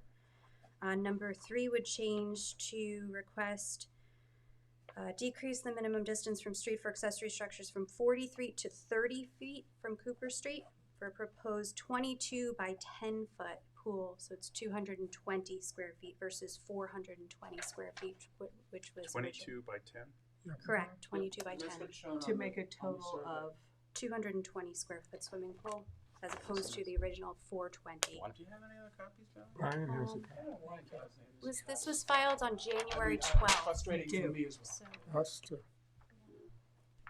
Let me see if we have some additional copies. We Mark, can do you share. have this? Mark, do you have this? I mean, it's frustrating because we're listening to the board say, make it smaller, pull it back. Appreciate But that. that's our not agenda what does on, not our agenda reflect does not reflect that. what is in front of us. Thank you. Obviously, thank you. Thank you. oh, there you go. And as I've contemplated this in My copy. advance of coming in tonight, I was focused on all three items, but they're not accurate. So, as you're talking, it's like you're speaking a different language to me. Understandably, yeah. I was trying to figure out where I was going. You can Right. have I that. get it. I'll share with Julie. So again, initially we had proposed a 15 by 28 pool located 25 feet from Cooper Street. And now we want a 10 by 22 foot pool. And that's consistent with the pool across the street on the opposite corner of Cooper and Halsey, for which this board previously granted front yard setback relief. And again, there's no modification is for the garage. That garage modification didn't require any relief, but one of the neighbors said, please don't touch the garage. We like the way it is configured, so we moved that over, left that away. So we don't have any modifications.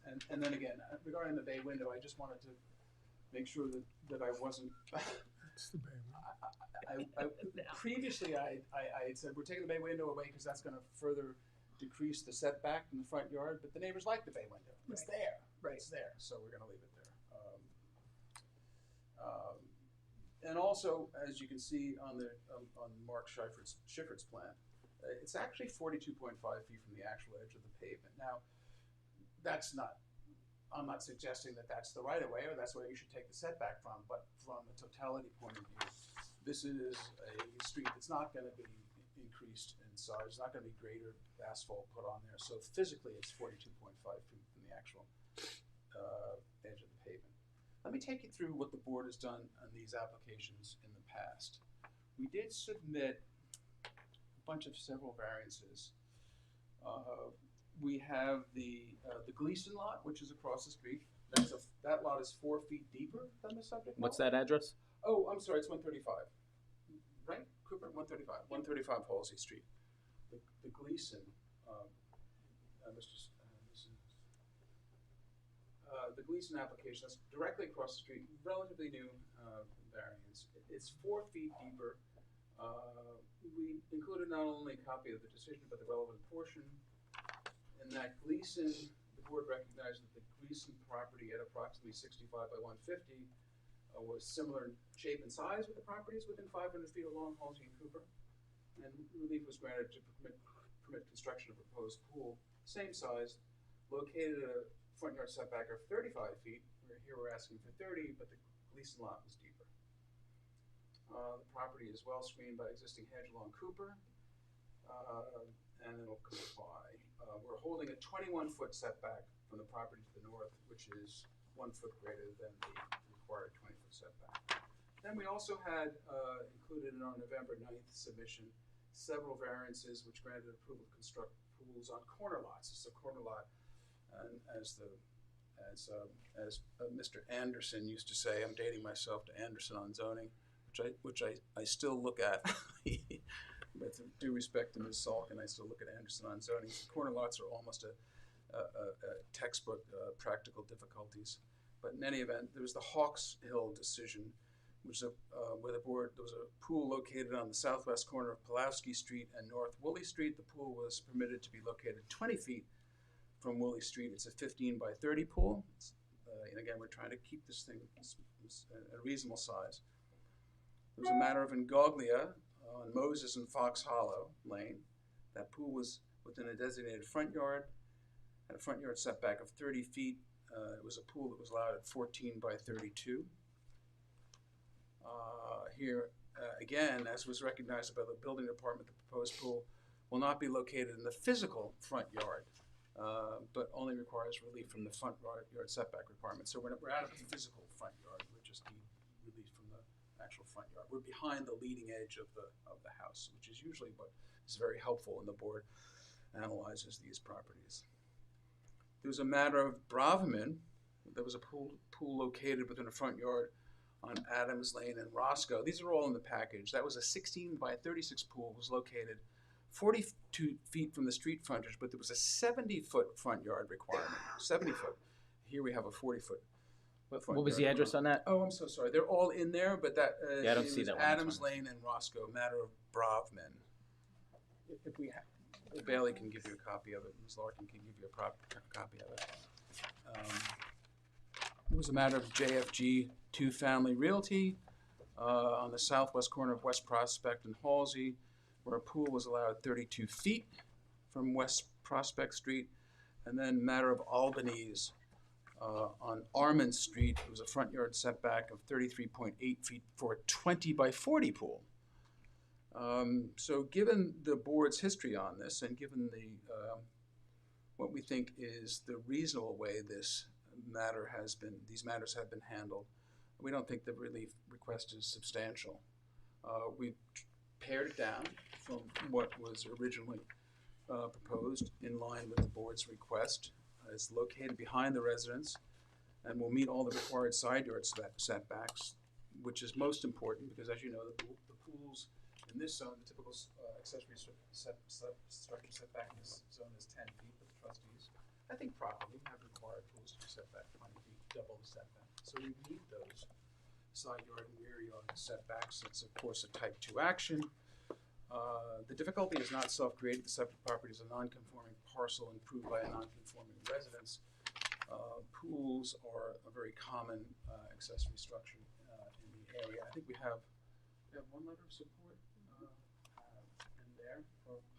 I give that to you. I guess it's not a rare or unusual request for relief, and we're here to answer any questions of the board. Do any board members have any questions?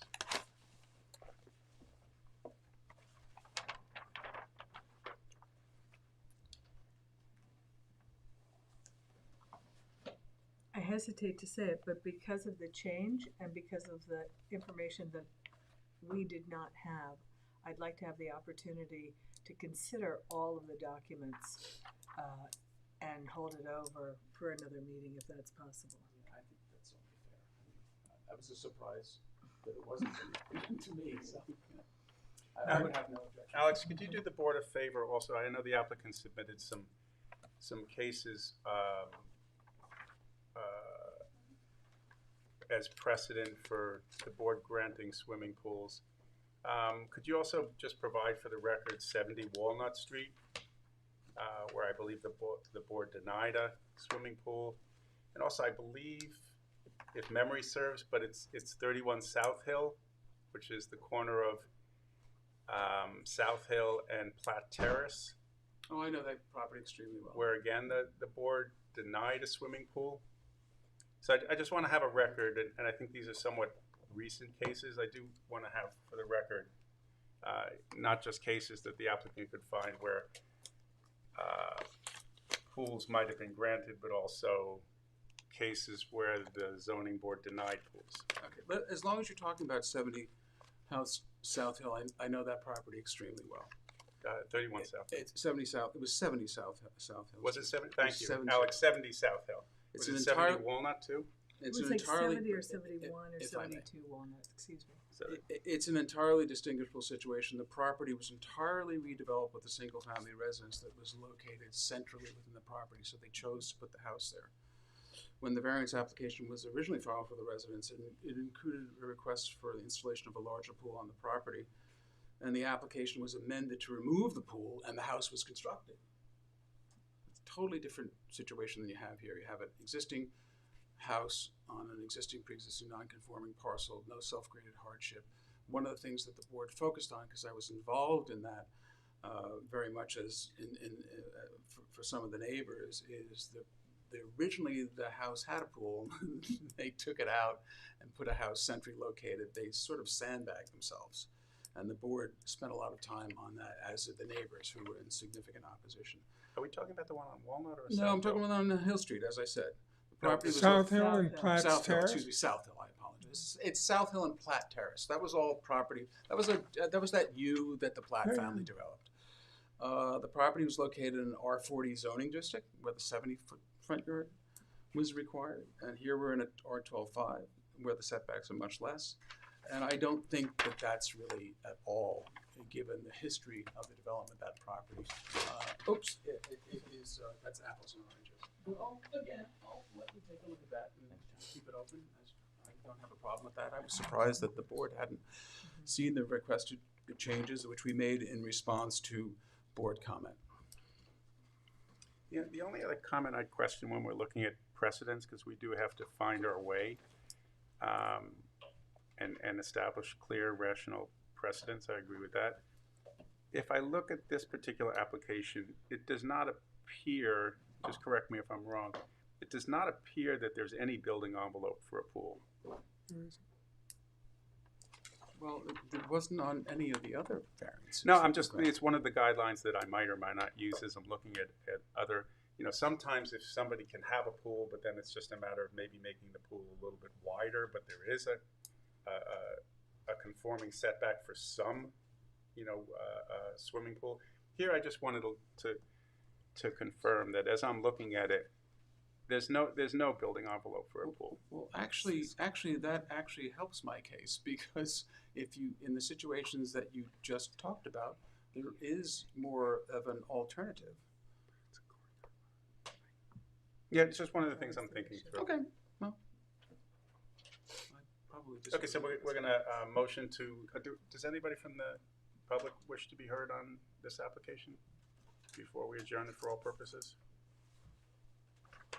Okay, so I'll I motion. might ask the council, if I ever make a reference to either a case or a prior decision, and if you, I'm sorry, if I ever make a reference to a case or anything like that that you don't find in your file, whatever it is, obviously we'll provide them to you immediately. That's right. Based on tonight, I don't expect you to identify cases. Excuse me? I'm kidding. Oh, sorry. That's fine. Thank you. Sorry. I'm sorry I didn't catch up on that. I apologize. So let me motion to adjourn for all purposes, case number 3162, 146 Halsey Street. Can I have a second? Second. And all in favor? Aye. Aye. Aye. So moving on, we're going to Stephen Klinsky, case number 3166, 325 Cooper's Neck Lane. We're not going to be able to go very far. I apologize because our environmental consultant is not here, and I know he had questions for you. I apologize for that. It's just his vacation schedule.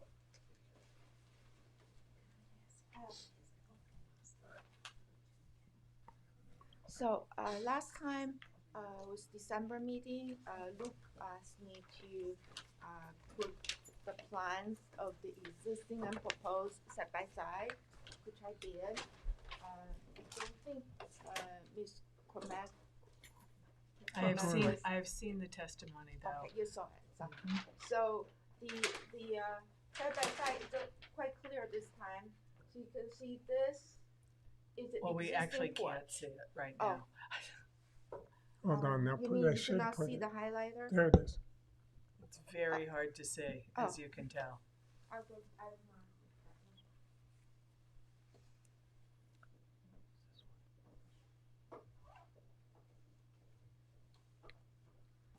So this portion is an existing porch.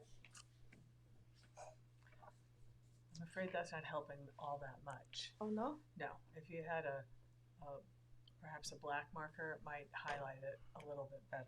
Orange? Well, Let's you see. can try. Is better? Yep, that's better. Oh, much so better. this part is an existing porch, Mhm. and it's going to be just enclosed into a tiny study. This part is an existing porch, which is corresponding to this. That's going to be a part of the kitchen. And then this part is a proposed porch, and this part is a proposed porch, which is here.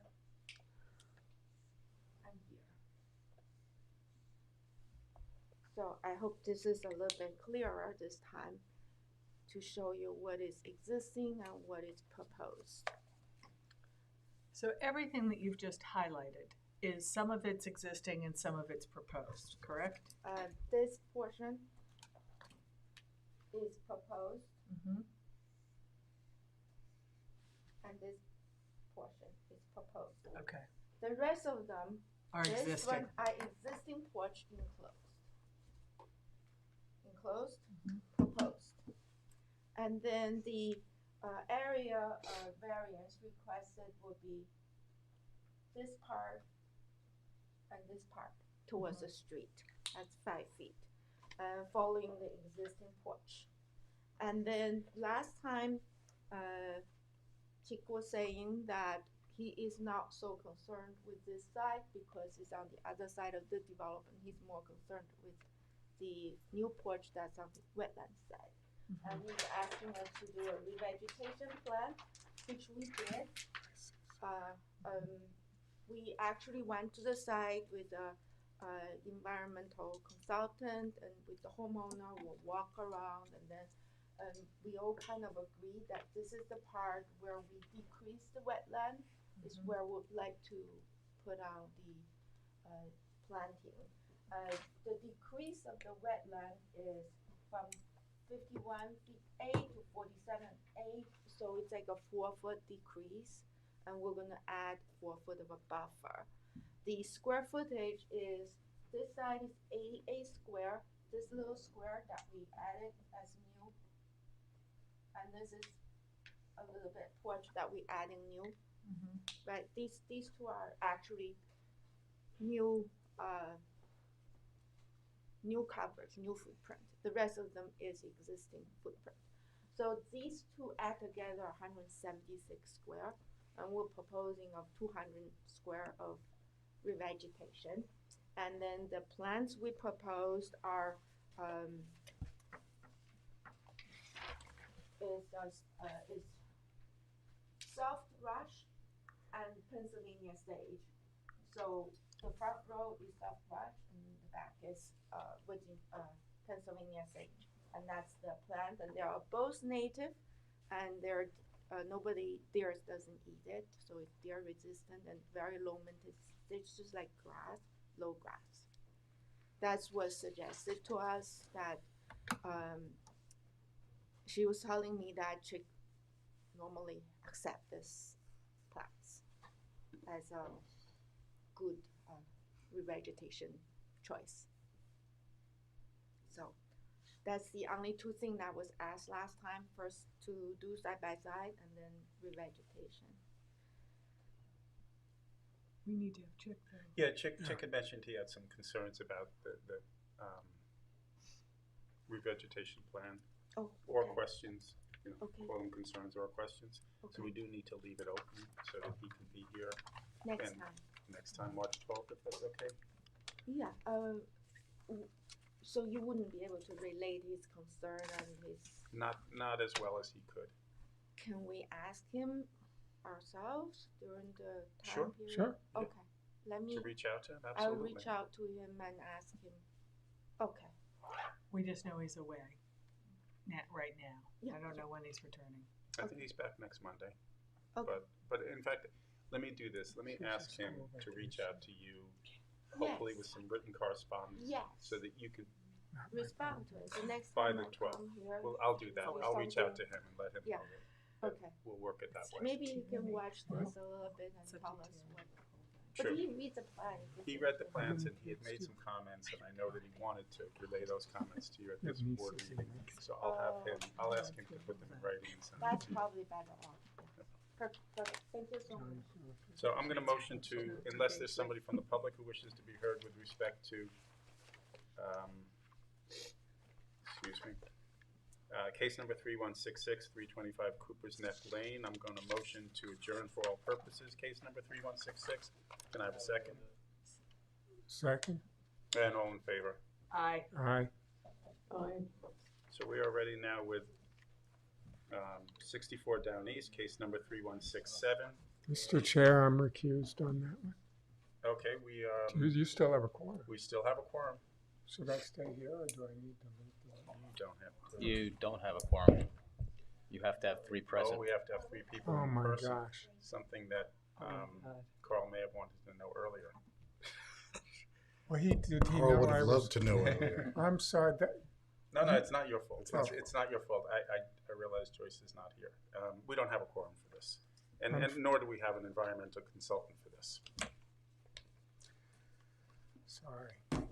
Don't worry about it. You have to recuse. In the other case. Do you have a decision in my other one? Give me your email address. Okay.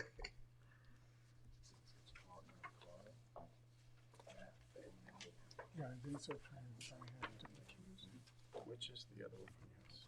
What? Yeah, that's right. Mr. Kepner. I have to recuse. I'm sorry.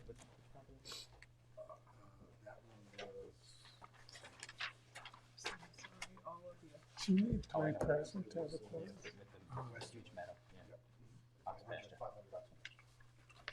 So I will motion to close for all purposes the public hearing of the Zoning Board of Appeals, February 22nd, 2024. Can I have a second? Do we have to postpone this? Second. Second. Do we have to? Do we have to No. postpone him? That's being continued. Okay. That's being automatically, you can't make a motion because we don't have a quorum, but it's going to automatically be continued to March 12th. Okay, thank you. So I second. I will sign these and give them to you, Brian, so you have them. Okay. And Brian, for any decisions, I'll just ask that you leave them at your desk, and the clerks will file them with the clerk tomorrow. All right, Alex, so I am leaving a couple of things. I'll leave a copy of documents that were submitted by John Bennett, which is, I think, a duplicate of what already was in the file. There's a Yep. February 13th letter from the neighbors that the gentleman submitted for the windmill application, and we will leave the decisions here as well. Okay, great. Well, I'll make sure the decisions get filed with the clerk tomorrow, and then the other documents make it into their respective files. Okay. Did we close the meeting? March 12th. No, but have we Closed, closed this yes. meeting? Yes. Well, we you were in can- the middle of the motion, I think, and Oh, then second. you asked about, yes. Okay, all in favor of closing the public hearing? Aye. Say aye. Joyce, thank you, Joyce. Thanks, Joyce. We'll see you on the 12th. Okay, definitely. Thank you. So we are adjourned. Yeah.